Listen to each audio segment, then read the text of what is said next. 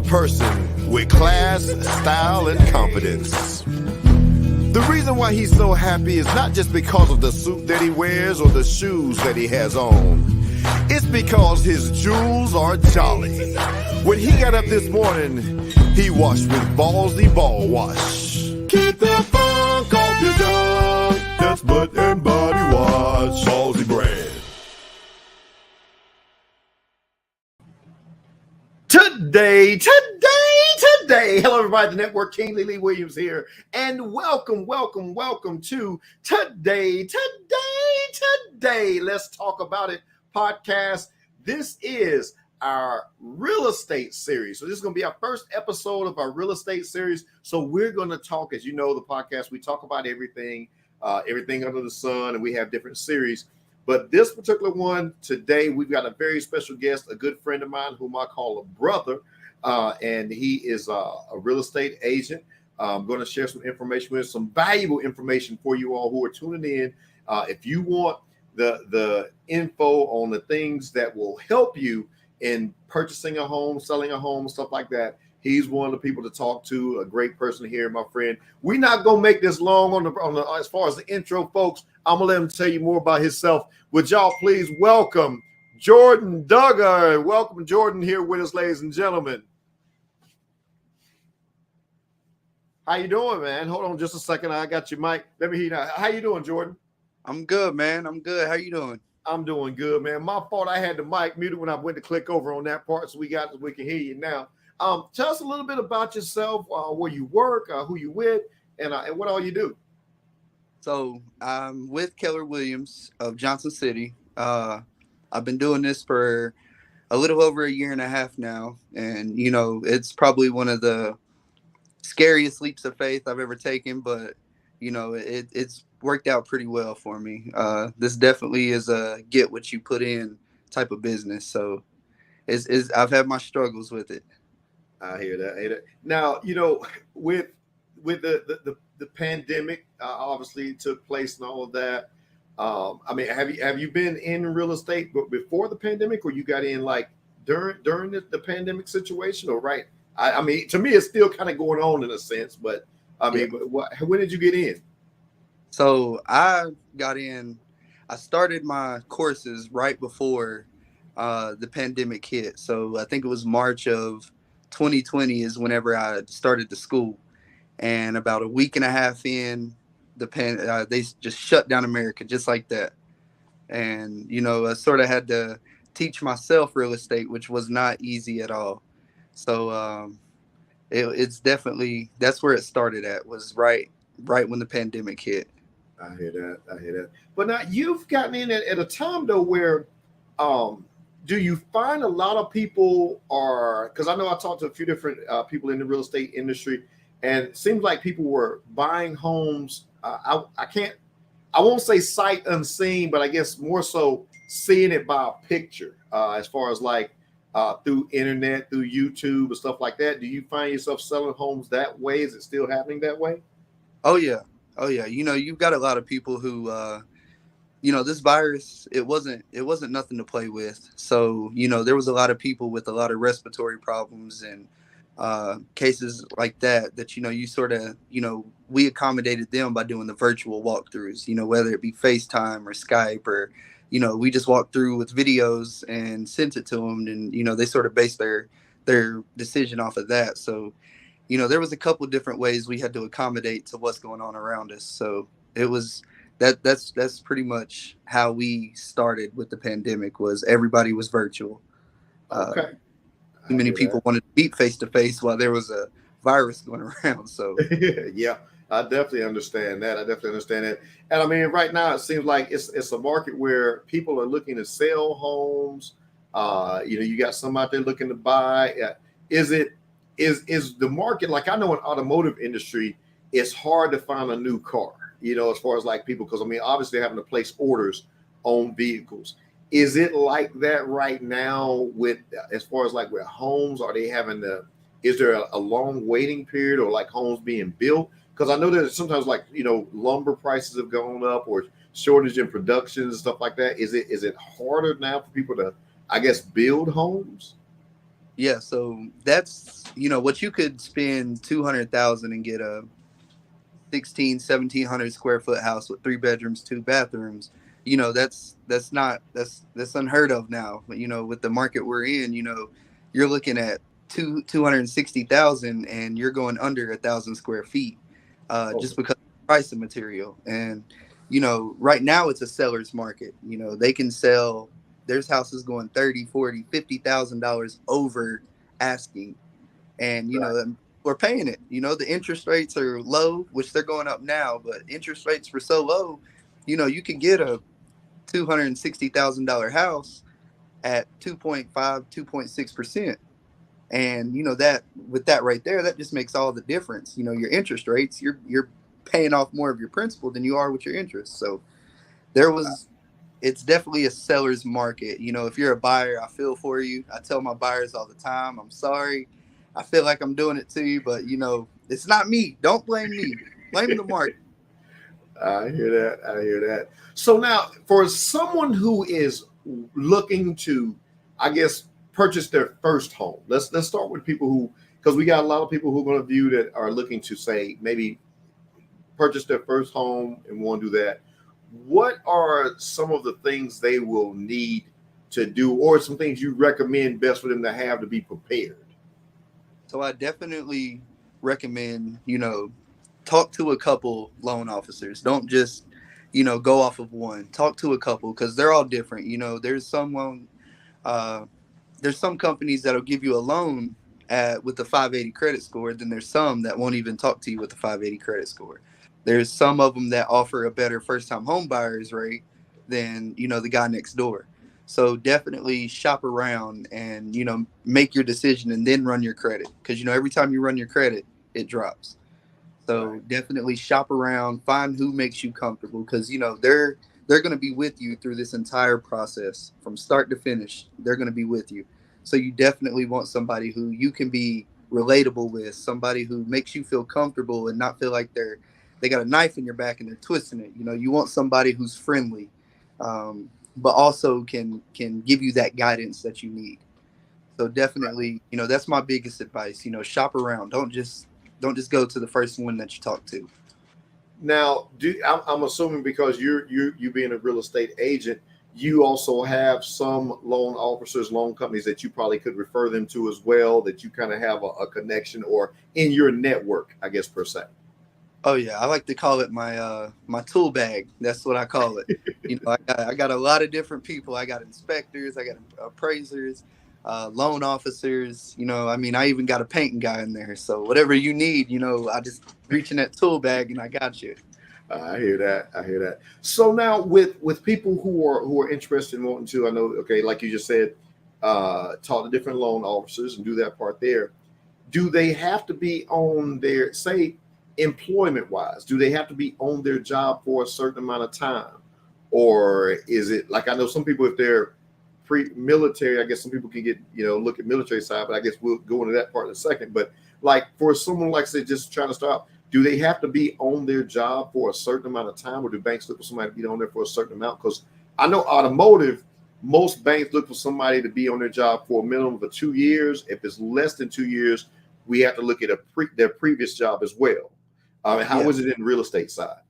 So it's real estate's pretty much the same way. They want you to be there for 2 years. They want a steady income. You've been there for a year, then they're going to look at what you made the year before that with who you were with. So you got to have that consistent income, because these people are giving you 100, 200, $300,000 or more. So they want to make sure that you're consistent in your job so you can pay your mortgage. Right. That's the big part. And if Now, you're is there a level of as far as income earning? Is there a minimum? Like, is it like 1,500 a month, 2,000 a month, or do they kind of look at that part? Because like automotive looks at that side where they like to try to have you be around a certain range. Is that kind of the same or a little bit more as far as with yeah real estate? Because a home's a bigger purchase. Is it, what is that range for probably normally, just the average? yeah, so they want you. So it's about the same, and like I said, with different loan companies, it varies. They want you to, if you're getting a $1,500 mortgage, they want you to at least make three times that. Which with that, you're looking at about a five, six, $700,000 house. Um, or you just, your credit score is really not up to par, but they're going to help you out anyways. Um, Right. so with that, it varies. There's loans out there that you could get for 700 a month on mortgage, but that's with good credit. You've been on your job for more than 2 years. Um, you're what they really really look for, and I'm sure they look for this in the automotive industry too, is your debt to income is a big factor. That if you've got $40,000 in credit card debt, but you're only bringing home $2,500 a month, Yeah. that they sort of turn their head on you. They're like, well, how are you going to afford this? And, are you getting extra income? Do you have a side job? Do you have a side hustle? Are you getting child support? I mean, they ask everything. Everything. I hear that. Oh yeah, and automotive is very similar like that. Where you look at that, and I'm sure a lot of times in your industry, y'all look at co-signers. Is that something where it, and I want to ask this just as a personal question, just to kind of know on this part, because like in the automotive field, a co-signer can be at a different address.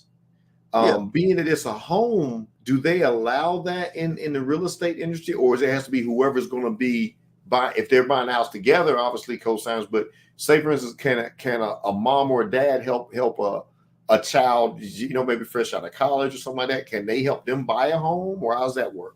Yeah. Yeah. So a lot of the younger clients that you run into, that's usually the case. They've got an uncle, a mom, a dad, a grandparent. Somebody is co-signing for them, especially if they're fresh out of college. They could have decent credit, but as far as to get them those numbers that they want, you know, they usually have to have a co-signer. Um, that's what I deal with a lot with my younger clients. You got to talk to Grandpa, you got to talk to Uncle Dave, you got to talk to somebody who's on this with. No, they don't have to live in the home with you. They got to have a good credit score. Right. That's all for is do they have a good credit score? What's your credit score? What's both of your all's debt to income? So, no, if that answers the question. Okay. Now, with someone who's coming in, say if they're coming in to buy you, first time buyer, the things they would need, is there? I know it's a little bit various, but like, is there a checklist like driver's license? Like I know you just said, proof of job, proof of, I guess, time at residence or previous residence. Do they need to bring W-2s or pay stubs or bank statements? What are the things you recommend for someone to have, like if this their first time coming to you and they're wanting to buy, that will help their process go smoother? Yeah, so you definitely want to have your portfolio together. You want all your ducks in a row. You want to have your W-2s. You want to have your proof of incomes, your IDs, your social security card. I know a lot of people will ask for multiple forms of ID. So you definitely want to have as much information as you can. The more prepared you are, the smoother the process. But if they have to go digging for W-2s, or they got to call this person or that person to figure out how long you work there, it's sort of in this market now, the more time you take, your home's gone, because by that time you've already found the home you want. Your wife is like, oh, this kitchen's amazing, I want this kitchen, but we don't have W-2s. This market, if a home is on the market more than 10 to 15 days, they look at that home like there's something wrong with it. So if it's the home you want, you definitely want to have all your ducks in a row. Like I said, W-2s, proof of income, IDs, dependents, everything that you can find with your name and social security number on it. You want that in that portfolio. Okay, okay. Now with homes, like I know y'all get bids. Like somebody they'll make an offer per se instead of bids. They make an offer on a home. You can have multiple offers on a home. Like if someone doesn't have their stuff ready, or so does that mean like if someone else has their stuff ready, they can make an offer and it pretty much beat that person who doesn't have their stuff ready yet to go? Or Yeah, so a lot of times when you send over an offer for a home, you got to include, well, what I always include, and a lot of realtors will ask for it, is you want your proof of funds, you want your pre-approval letter, and you want to know how much the bank is loaning. Or if it's a cash deal, that proof of funds, it has to match. So, yeah. So as far as if your ducks aren't in a row, man, I feel for you. You know, you're probably going to get beat out on that deal if the realtor has to ask you for multiple documents. I hear that. Now with the homes also, because I know I hear people always talk about with say house payments that covers a lot of people get what insurances added to it, some other stuff in there. Um, is that something that's a norm? Most people normally get their insurance included with it, or some people just decide to pay it separately, or So a lot of there's a couple different types of loans. There's a VA loan, which is a veterans loan. There's the FHA loan. There's the conventional. There's the cash. There's the USDA, and each one of them has different requirements. So a lot of them will require you to have your insurance company picked out, and that sort of works into your mortgage. A couple of them will, that's one of their requirements is, they're going to round up your homeowner's insurance. If you're in a flood zone, your flood insurance, all that's going to be wrapped up into your mortgage. okay, all right. So with that being said, you like with all of that stuff being wrapped in there, is I'm assuming the more money a person can put down, it helps them better Yeah, with their chance of buying a home. yeah, What's the average percent that is there like a range, or just say like it's good to have at least this amount to put down towards a home? yeah. So 10 to 20% is the normal. If you go now, most people will. Some people, no, I won't say most people, but some people will go over that 20% just so they can lower their mortgage. So once you get over the normal ranges, that's your preference to lower your mortgage. So you can take your mortgage from 1,000 to 850 just by putting an extra 10-15% down. Just yeah, just like the automotive business. If you go in to buy a car, the more money I put down, the lower my payments are going to be. Okay, all right. Now, as far as your area, do you cover just certain counties, or you cover a wide range, all of Tennessee, or because I guess some real estate agents have coverage in multiple states per se. Yeah, so Um, so I can get licensed in multiple states, and once you pass that national test, because once you after you finish the school, you go and you take a state part and then a national part. Your state part just covers like your state laws and what Tennessee requires, and then your national is like the big guys. I'll say, they're the ones that set the rules for every realtor in every state. So it you can be licensed in multiple states, and as far as me, I cover the East Tennessee area up to Knoxville, working on my Virginia license. Virginia's a really good. It's like a gold mine up there for housing right now.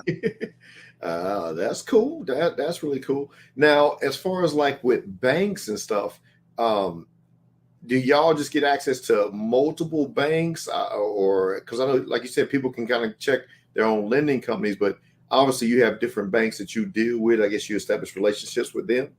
Yeah, so Eastman Credit Union is a really good one. A lot of times, I will have my clients if they aren't pre-approved yet. First thing I'll tell them is check with your bank. Your bank is 9 times out of 10 going to give you a lower interest rate. Uh, that's just they've already established that connection with you. So once you're set into that bank, you know, like I said, that connection is there. They don't have to go back through years of multiple different places that you've worked, multiple different, they can sort of just go off your records and tell you like, okay, yeah, we can give you a loan here. They can run your credit score there. They can do everything that the loan officer can do. And nine Okay. times out of 10, the bank has an in-house loan officer. Now, what do you recommend for people like, because really going back to the person wanting to buy a home for the first time. And I guess there are things, and I know the market has kind of gone up with the way as far as sales and building that stuff. Um, starter homes versus, I guess other style homes? Is there a certain range that you look at? Like, for instance, in the automotive world, you've got, like, with cars, you have a different trim levels. You have what they call like the base introductory level, and then you've got, the middle ranges, but then you got that high line style of it. So obviously, most people, if they're doing a starter home, everybody might go to love to go look in the ridges per se, but but how do you factor those things in, or does that part that based off of what the person's income, or do you kind of do certain things that you fill out the person is like a questionnaire or something to help them in being in the right price range or in the right area for what they may be looking for? Yeah, so a smart realtor will base it off of your loan. If you've got $120,000 home or loan, I'm not going to take you to the ridges. I'm not gonna get your hopes up and say, let's go to the ridges and look when you've got $120,000. So we pretty much just go off of your loan. We'll figure out what you want, how many bedrooms, how many bathrooms, square footage. Do you want a fenced in yard? Do you want a garage? Do you want a detached garage? We try to factor all that in to how much you can afford. Right. So there's not really the base level and then the extraordinary. There's the I can't afford and I can't afford. So there's really no gray area there. Right. Well, do you get people sometimes that come in because, like, and I'm going back to the automotive side here on that. We'll get people to come on a lot sometime. They'll want to go to the highest price vehicle. And then it's like, and you try to walk them over and say, well, look, we like to start here and then kind of talk you through the features of this before you get into it. Or there's times whenever if somebody who's, I guess, troubled credit, struggling credit, we just take them right in and put together to see what the credit score looks like, to see kind of what price range they may fit in and work it through there. Do you have times of that where you get some people who are just house looking, and they don't want to give you credit or information yet, but they want to go look at a house, like 12 houses? Yeah, so that's a tricky part. That's where you gotta, you know, I'm not gonna say filter out, but you gotta know, like I said, this business is you get what you put in. So Right. you got to know if you're wasting your time or not. There's a lot of people. I've had people who were pre-approved, and I've driven them all over the sunny side of Tennessee. They never bought. And then I have people who, I've sent one or two houses, and they're like, "Yeah, I like that one. Let's go with that one." So you got to sort of filter out, is this worth my time? Because the time that I'm putting in on the people who aren't pre-approved, don't want to, show their credit score, don't want to go ahead and apply for a loan, that's time I'm taking away from this couple who is pre-approved, has everything ready to go. They just need a realtor. So, I can't really not waste my time, but I can't really focus on someone who still has, it can take up to 14 days to get a loan approved. So I Mm. can't really, I sort of just push them in that direction. Hey, go run your credit, go do whatever it is you need to do to get the loan, and then come holler at me. um, Especially if you're like me, you're busy 24/7 with, whether it be your career, your family, coaching sports or whatever it may be. Uh, Time is precious nowadays. You never, and I like to go by that motto. I like to use my time wisely. So if I can, I'm not going to turn you away, but I'm going to give you that push to go ahead and go get pre-approved. So that way, I'm not wasting your time and you're not wasting mine. Right. So do you all still do like open houses a lot with now with the pandemic and stuff like that? Do y'all still do that? Yeah, so once the state pretty much, well, I guess the world pretty much opened back up, it's sort of we're back to face to face. I've held probably 4 or 5 open houses in the past 2 months. Um, it's just you just gotta be careful, you know, because some people, there's people out there who might think they have allergies or might think it's just a cold and they're actually contagious with COVID or something. You just gotta be careful. I try to filter out how many people I let in the house at one time. Um, if it's a 2-story house, 3-story house, I might have two people looking down here on the first floor and then two people upstairs on the second floor. Uh, but yeah, as far as open houses go, man, we're rocking and rolling. So, how is it people can contact you as far as like to reach out to you if they're interested in a home in the Tennessee area? And I know you say you're ready to pick up another area license as well. How can they reach you and contact you? Just like I used to tell them on the court, Lily, Google me. say, You'll find out real quick. You'll find. say Google you, they'll find you. I hear that. I Yeah. hear that. I also, you can call my office and ask for me, and they'll direct you straight to me. They'll transfer you right over to me. It's not hard to get a hold of me, and if I don't answer, I usually respond with a quick text. Hey, call you back in just a second. So you got to keep that open line of communication. So I mean, I have signs everywhere. You're liable to drive by somewhere in a random neighborhood and see my face on a sign somewhere. So yeah, it's not hard. Just Google me. I hear that. I hear that. Well, we still got a little bit of time to go, but I want to go ahead and make sure we get that part there with how they can find you and how they can locate you on there. Yeah. But I want to transition this over a little bit from like the first time buyer. What about someone who wants to sell their home and then two will go into somebody looking to buy their second home per se? So what's the process of someone wanting to sell their home? So there's over 2,000 realtors in the East Tennessee area, and ranging up sort of into Southwest Virginia. Over 2,000 of us are out here. So you have to. We interview to work for you. That's the biggest part, is getting the listing. Once you get that listing, it's sort of downhill from there as far as communication wise. You still have to work day and night. There's some days that I'll stay on the phone from 7 a.m. to 9 p.m. and even later than that. But as far as selling your home, it's we do all the legwork. You're just pretty much living there until I say, hey, you got an offer. You got 30 days to be out. We're closing in 45 days. This is what we need done. There's an inspection coming through, an appraisal coming through. Fix this, paint that, tear up this 1970s carpet, take that wallpaper down. It's just, we're there to be your guide as into this. It's not hard to sell your home, especially now in this market. It's a seller's market. Uh, Uh, you've got more buyers than you do houses. do, So with it being the market the way it is, do you ever run into problems where, say, for instance, someone's trying to sell their home, but the home they're looking to purchase isn't ready yet, or something like that? Do they negotiate something with the buyer where they can like buy time before they have to move out?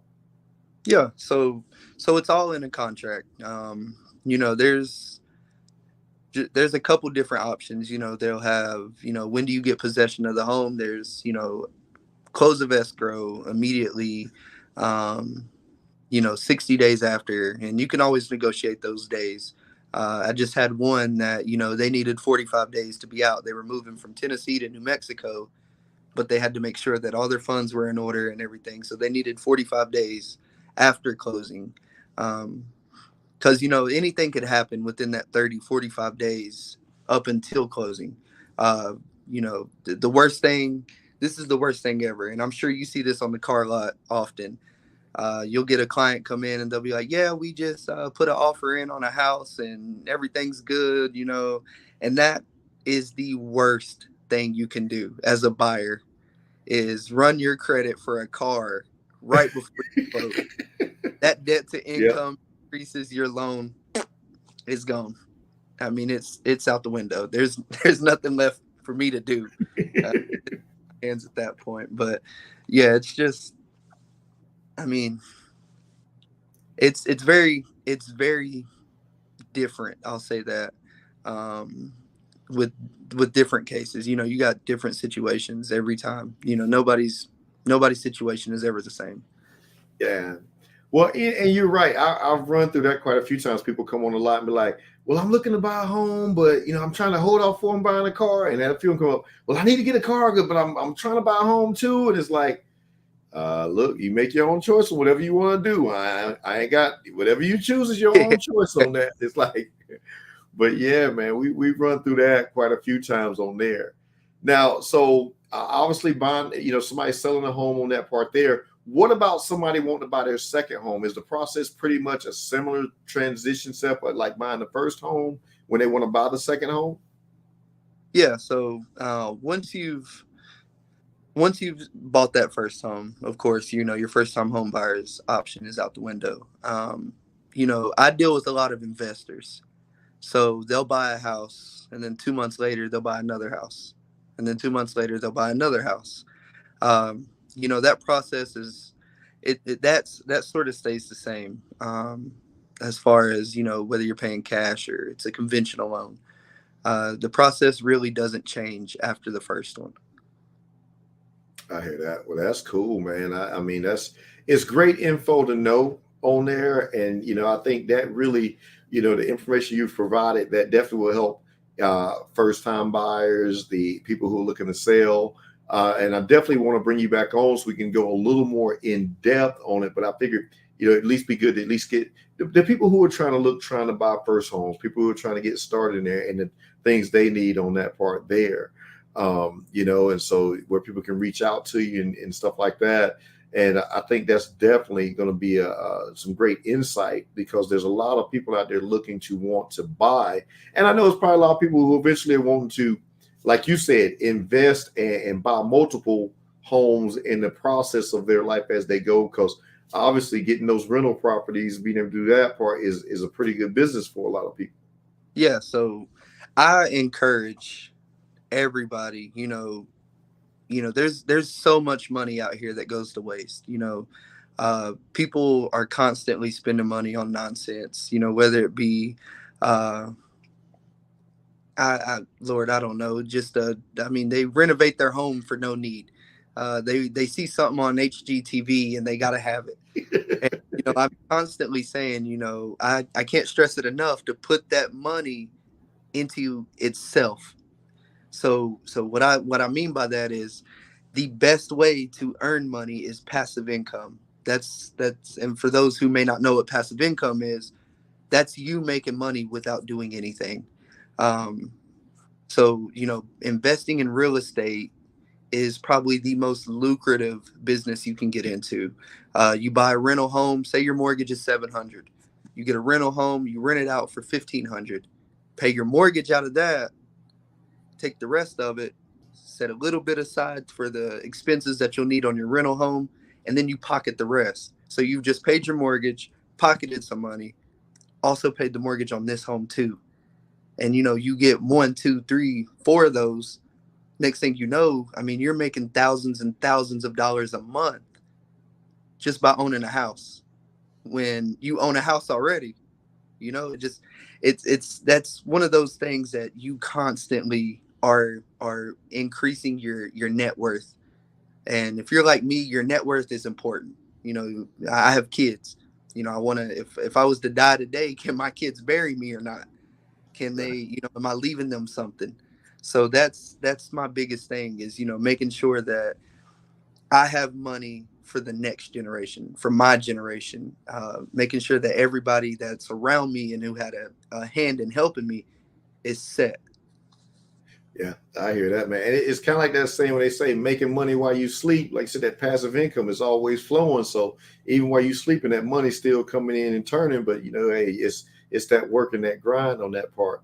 And I definitely want to bring you back on too, man. So when we talk on a little bit more on a financial series as well, we're talking about like the passive incomes, the things people can do to build on that stuff there. Well, y'all, hey, this is our first episode for our real estate series for the today, let's talk about it podcast. My man Jordan Duggar here with us. Thank you for being a guest on the show. Hey, everybody, y'all know where y'all can find us. Follow us on YouTube, Twitter, Facebook, and everything that we do there. And hey, thank you all so much. And tune in for the next one we coming out with on that.